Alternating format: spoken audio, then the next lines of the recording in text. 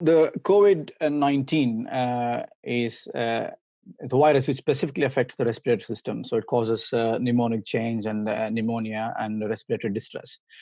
But a small proportion of these patients do develop something called a myocarditis, which is essentially an inflammation of the heart muscle. And that produces ECG changes and troponin elevation, mimicking a heart attack. So when patients do come in with respiratory symptoms, and if they have these ECG changes and elevated troponin, one of the questions we get asked is, do they need angiogram and to look for any heart disease and treating?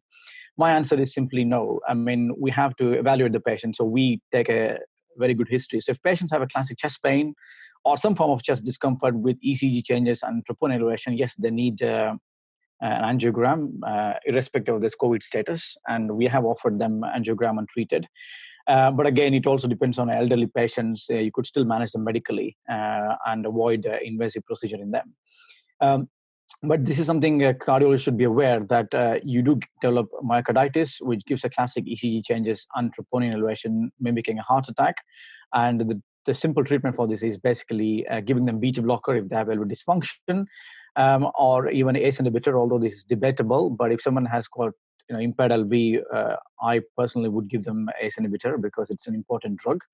So essentially, it's a conservative management. So as a cardiologist, one should be aware that you can have myocarditis mimicking a heart attack, and you have to carefully evaluate this patient before offering them an invasive treatment.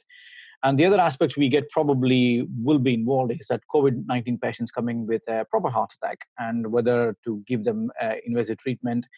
My answer is if they need an angiogram, if they need stents, they should be offered. Although there are a subset of population like elderly patients, you could manage them medically.